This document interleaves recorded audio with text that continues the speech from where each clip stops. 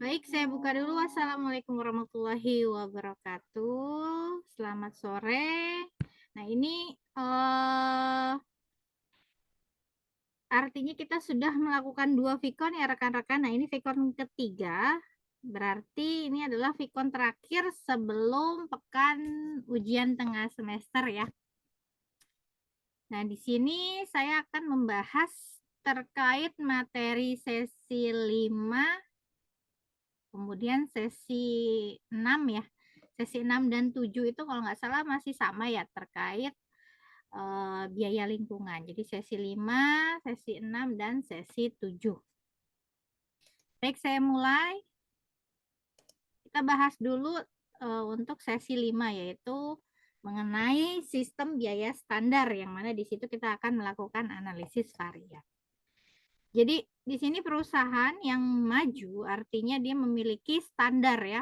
Dia pasti memiliki standar baik itu dalam bentuk fisik, kualitas, dan standar keuangan. Nah, standar keuangannya ini bisa bentuknya pendapatan, standar pendapatan, kemudian standar biaya, dan standar laba. Nah, standar ini digunakan sebagai alat untuk perencanaan dan pengendalian ya. Maka ada yang disebut biaya standar atau biaya yang ditetapkan lebih dahulu sebelum proses produksi dimulai atau sebelum suatu kegiatan dimulai. Nah, karena bicaranya mengenai di sini standar, artinya standar ini akan di-compare, akan dibandingkan dengan aktualnya. Jadi kalau kita lihat kegunaan sistem biaya standar itu pertama adalah untuk perencanaan dan pengendalian, yang mana di sini bisa meningkatkan ukuran kinerja, kemudian memberikan manajer informasi yang lebih dengan menguraikan variansi total ke dalam variansi harga dan penggunaannya. Kemudian untuk perhitungan biaya produk, jadi ketika menggunakan unit sistem biaya yang sudah tersedia dalam penentuan harga. Ya, artinya nanti kita melihat bagaimana compare atau comparison antara si biaya standar, kalau dia melihat biaya standar bahan baku kah atau biaya standar untuk tenaga kerja dibandingkan dengan biaya aktual atau sesungguhnya yang dikeluarkan. Maka ketika melakukan analisis untuk membandingkan, maka muncul yang namanya varian atau analisis varian. Ini varian di sini artinya penyimpangan hasil ya. Jadi biaya standar ini dibandingkan dengan biaya sesungguhnya atau aktual. Biasanya disebutnya sesungguhnya ya. Biaya standar kalau di sini disebutnya biaya sesungguhnya. Menimbulkan apakah perbandingan itu menimbulkan penyimpangan varian? Nah, kalau variannya dikatakan di sini menguntungkan artinya apa? Jika biaya standarnya lebih besar, jadi standar disebut ST, lebih besar artinya dia lebih besar daripada, saya hapus dulu ya.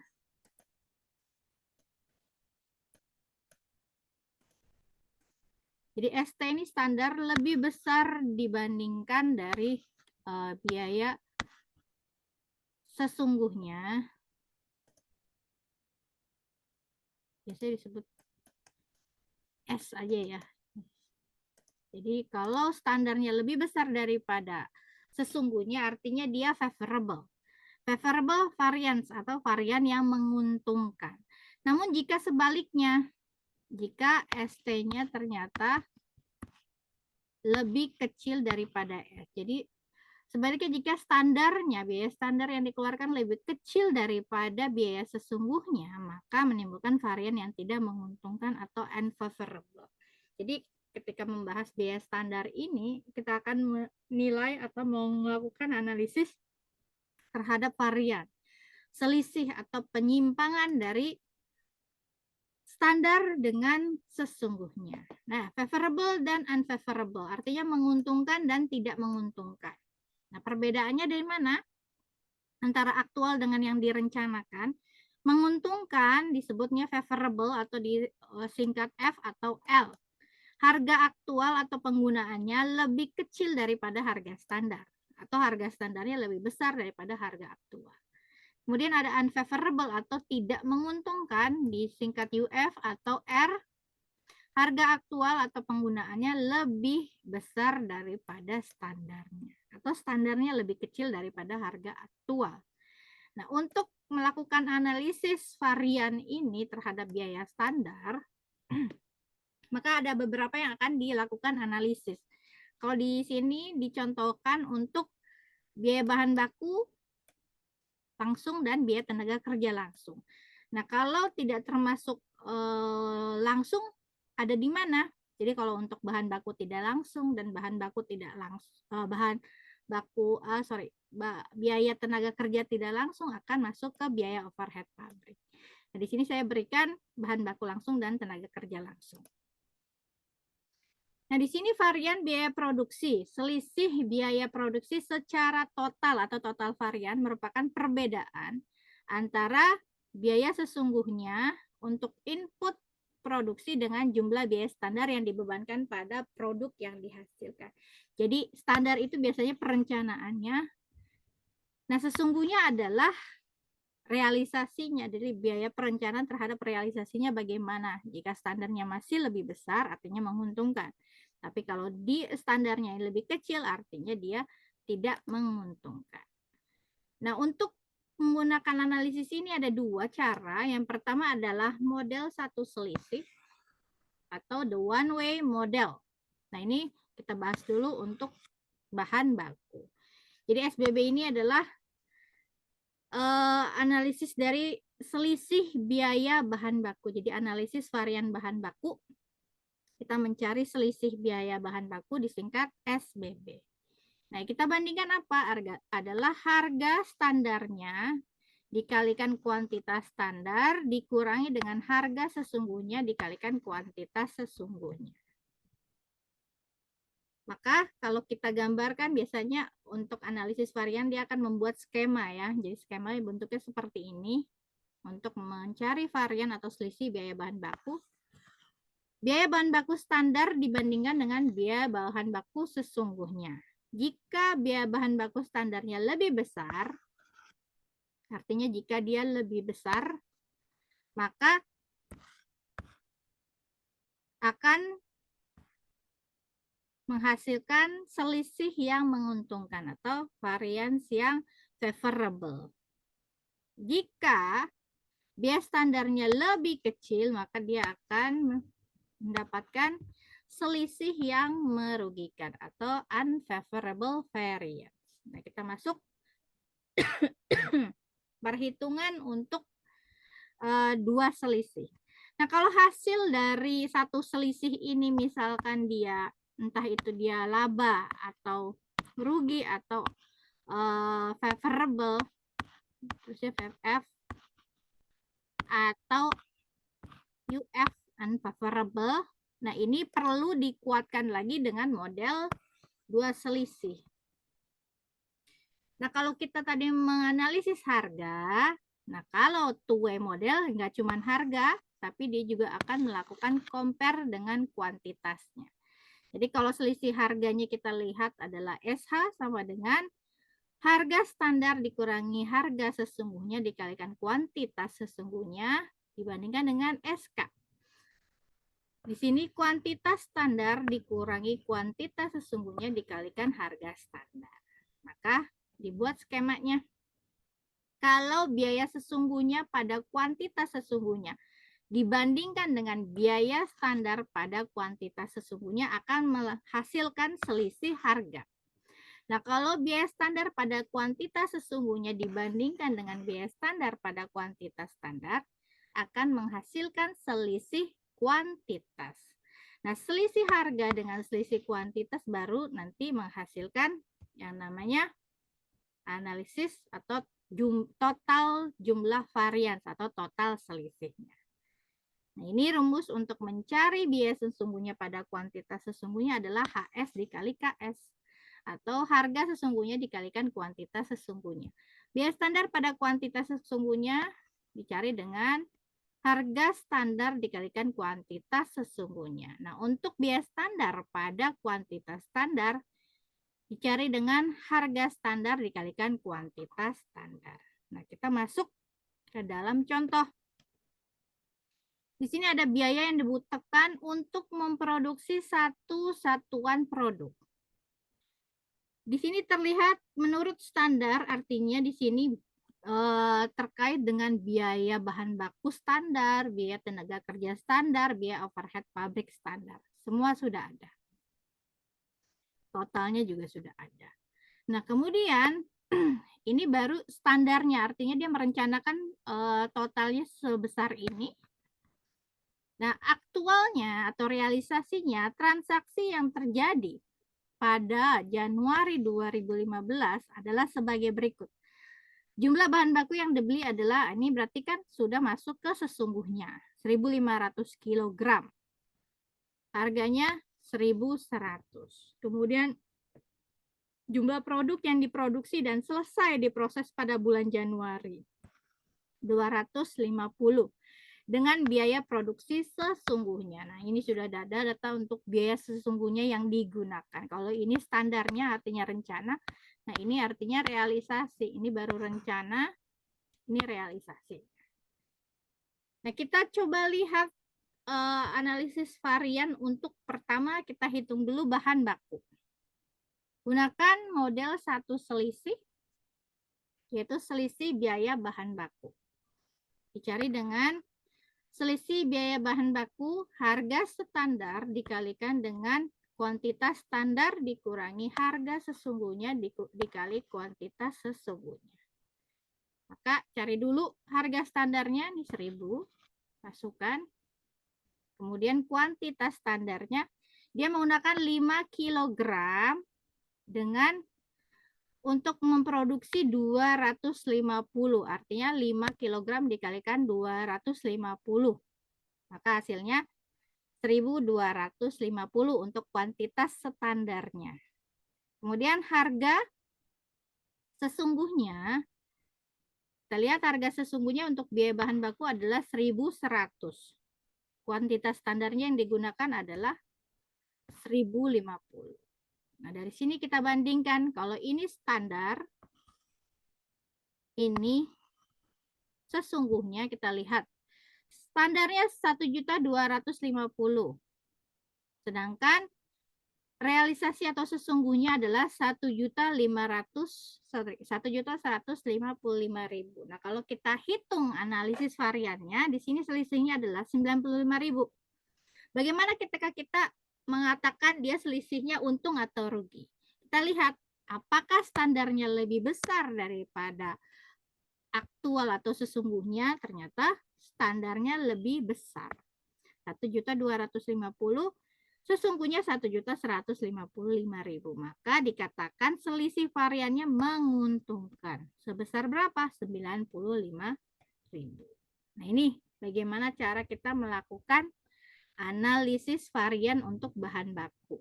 Nah, ini harus kita perkuat lagi karena ini baru memakai satu metode.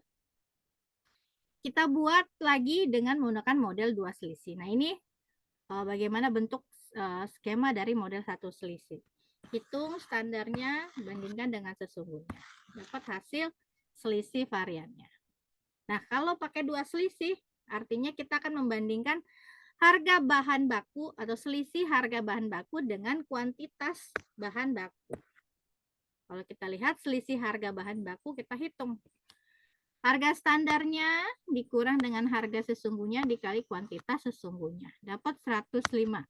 Dikatakan merugikan kenapa? Kalau kita bandingkan harga standarnya 1.000, ternyata lebih kecil daripada harga sesungguhnya 1.100. Maka variannya merugikan.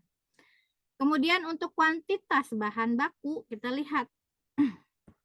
Kuantitas standar dikurangi kuantitas sesungguhnya dikalikan harga standar. Kuantitas standar 1.250 dikurangi 1.050 dikali 1.000. Menghasilkan 200.000. Bandingkan lagi. Kenapa dia menguntungkan? Karena kuantitas standarnya 1.250 lebih besar daripada kuantitas kuantitas standarnya lebih besar daripada kuantitas sesungguhnya. Artinya menguntungkan. Berapa selisihnya? 200.000.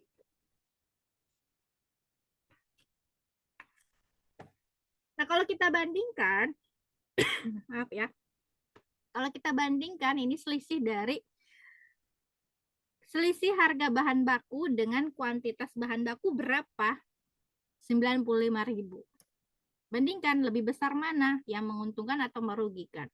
Yang menguntungkan lebih besar, artinya 95.000 ini adalah selisih varian yang menguntungkan. Nah, ini sejalan dengan ketika kita menggunakan model satu selisih. Nah, sampai sini ada pertanyaan nggak rekan-rekan? Bisa difahami?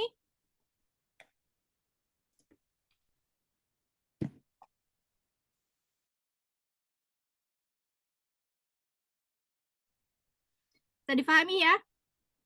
Saya lanjutkan ke metode yang kedua. Nah, ini skemanya ya. Hasil dari perhitungan kita tadi. Nah, ini analisis varian biaya tenaga kerja. Kalau tadi biaya bahan baku, sekarang tenaga kerja. Nah, rumusnya artinya mencari selisih biaya tenaga kerja atau disebut SBTK. Nah, kalau tadi dia menggunakan selisih harga dengan kuantitas, nah kalau di sini dia pakai jumlah jam kerja dengan tarif jamnya. Jadi, tarif dengan jam kerjanya. Nah, TST ini adalah tarif standar. JST ini adalah jam kerja standar dikurangi tarif sesungguhnya dikali dengan jam sesungguhnya untuk mencari varian biaya tenaga kerja. Nah, ini sama ya. Kalau standarnya lebih besar maka menguntungkan, kalau standarnya lebih kecil maka merugikan. Untuk model satu selisih dan untuk model dua selisih. Kalau tadi model dua selisihnya bahan baku dia bandingkan harga dengan kuantitas. Nah, kalau model dua selisih untuk tenaga kerja dia bandingkan tarif dengan efisiensi. Nah, tarif dicari bagaimana? Yaitu cari dengan tarif standar dikurang dengan tarif sesungguhnya dikalikan jam kerja standarnya. Jam kerja sesungguhnya. Nah, kalau efisiensi, jam kerja standar dikurangi jam kerja sesungguhnya dikali dengan tarif standar. Ini masuk lagi ke dalam skemanya. Artinya kalau mencari biaya sesungguhnya pada jam kerja sesungguhnya tinggal kali TS kali JS. Nah, kalau biaya standar pada jam kerja sesungguhnya dikali TST kali JS. Nah, ini perbandingan antara dua ini akan menghasilkan selisih tarif tenaga kerja. Nah, perbandingan antara biaya standar pada jam kerja sesungguhnya dengan biaya standar pada jam kerja sesungguhnya akan menghasilkan selisih efisiensi tenaga kerja. Nah, ini masih pakai studi kasus yang sama, tetapi kita akan menghitung terkait dengan tenaga kerjanya, biaya tenaga kerja. Maka kalau kita gunakan model satu selisih, artinya kita mencari SBTK dengan melihat selisih biaya tenaga kerja. Sini tarif standar dikurangi dengan jam standar dikurang tarif sesungguhnya dikalikan jam sesungguhnya. Tarif standar 500 dikalikan dengan jam standarnya adalah 5.000. Artinya dia memakai 20 jam. 20 jam ini dikalikan dengan dia membuat 250 satuan unit produk. Maka dapat hasilnya 5.000. Dikurangi tarif sesungguhnya 475 dikali dengan jam sesungguhnya yaitu 5.100. Hasilnya adalah selisih dari biaya tenaga kerja adalah 77.500. Dikatakan L kenapa? Karena dilihat dari sini. Untuk sesungguhnya menghasilkan nilai, kalau 500 kali 5.000 kan 2,5 ya, 2.500.000. Sedangkan kalau TS kali JS ini kan standarnya, ini sesungguhnya. Ternyata standar lebih besar ya. Kalau ini sekitar berapa? 2.400.000-an lah. Ini ya. Masih lebih kecil. Jadi tarif standar ini lebih besar daripada tarif sesungguhnya. Artinya di sini variansnya adalah menguntungkan. Selisihnya berapa? 77.500. Kalau dibuat skemanya akan berbentuk seperti ini. Kemudian kalau kita gunakan dua selisih harusnya sejalan hasilnya. Gunakan model dua selisih, cari dengan selisih tarif dan selisih efisiensi tenaga kerja. Selisih tarif menghasilkan 127.500, yang mana ternyata tarif standarnya ini lebih besar daripada tarif sesungguhnya, maka dia menguntungkan. Nah, kalau ini hasilnya 50.000, selisihnya kita lihat dari jam kerjanya, jam kerja standar dengan jam kerja sesungguhnya. Jam kerja standar lebih kecil artinya dia merugikan. Maka total selisih biaya tenaga kerja langsungnya masih lebih besar yang menguntungkan, artinya total selisih biaya tenaga kerja langsungnya menguntungkan sebesar 77.500. Artinya variansnya menguntungkan atau laba, itu bisa disebut dengan F ya, favorable. Nah, ini berarti materi sesi 5 ya. Sesi 5 kelar, kita lanjut ke sesi 6 dan 7. Sebelumnya ada pertanyaan nggak terkait varians ya? Varians biaya standar untuk bahan baku dan tenaga kerja langsung. Silakan jika ada pertanyaan. Tidak ada? Kalau tidak ada, kita lanjutkan untuk, artinya ini sesi 6 dan 7 berarti sampai minggu ini ya untuk biaya lingkungan. Nah, biaya lingkungan ini sebetulnya cuma sedikit ya materinya. Nah, ini hanya garis besarnya saja untuk PPT. Sesi 6 kan sudah saya share, nanti sesi 7 saya share minggu ini ya, berarti esok hari ya. Ini garis besarnya terkait biaya lingkungan perusahaan. Mungkin rekan-rekan yang sudah bekerja pasti paham ya, apa saja biaya yang perlu dikeluarkan oleh perusahaan untuk artinya memaintain lingkungan perusahaan atau objek-objek di luar perusahaan. Jadi biaya lingkungan adalah pengorbanan untuk menjaga kelestarian lingkungan perusahaan. Nah, yang dimaksud lingkungan perusahaan adalah berarti objek di luar perusahaan.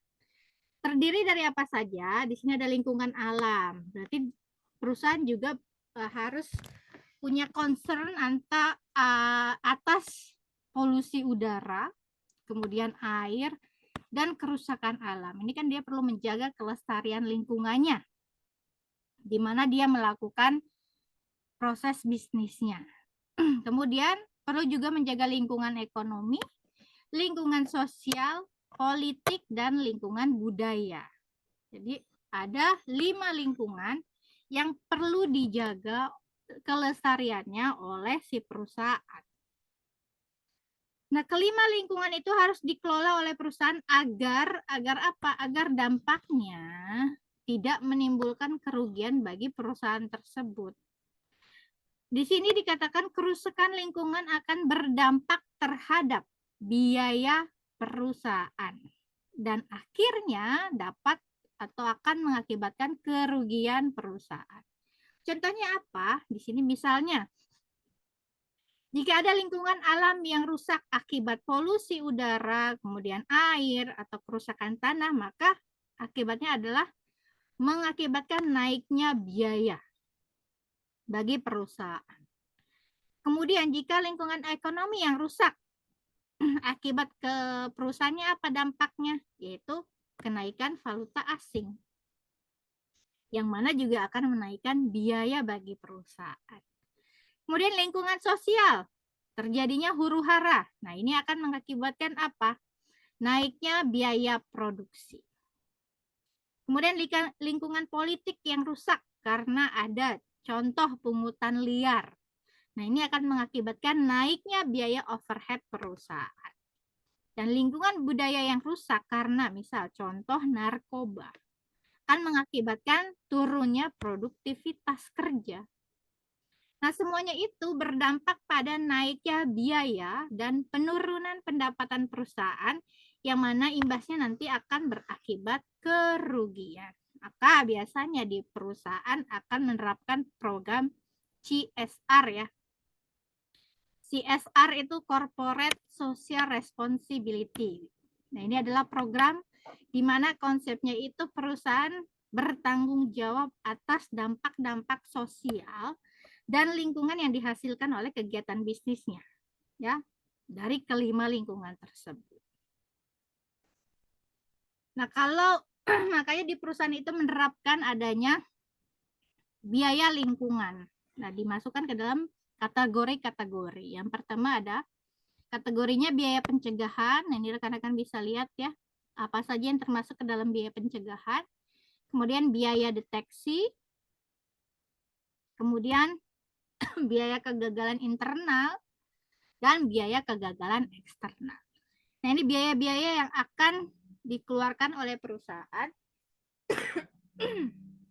terkait biaya lingkungan.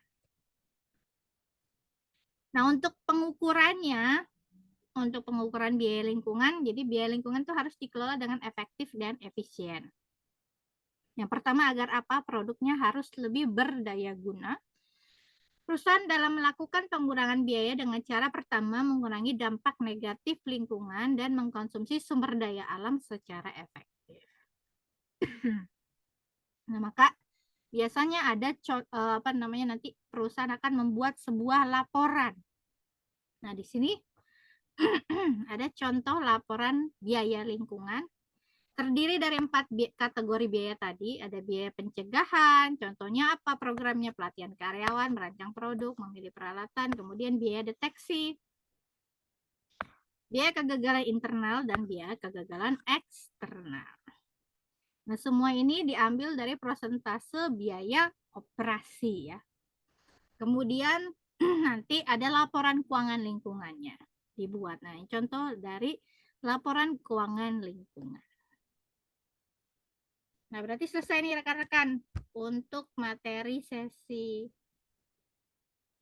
5, 6, dan 7. Nah, 5 kan terkait analisis biaya ya, biaya standar. 6, 7 terkait biaya lingkungan. Silakan jika ada pertanyaan rekan-rekan. Kemudian di sesi ini, di sesi ke-7, saya akan memberikan tugas ya, nanti akan saya share di LMS. Rekan-rekan bisa lihat. Dan dikumpulkannya 1 minggu sebelum pekan ujian akhir. Berarti di sesi 15 rekan-rekan harus mengumpulkan, semuanya harus mengumpulkan tugas ya. Tidak terkecuali lagi karena saya sudah membuka tugas dari sesi 7 sampai sesi 15. Bagi yang terlambat saya tidak akan toleransi, saya tidak akan menerima susulannya. Gitu ya rekan-rekan ya. Nah, kalau UTS biasanya pelaksananya kan 2 minggu. Jika 2 minggu nanti ada perpanjangan dari akademik, akan saya buka kembali.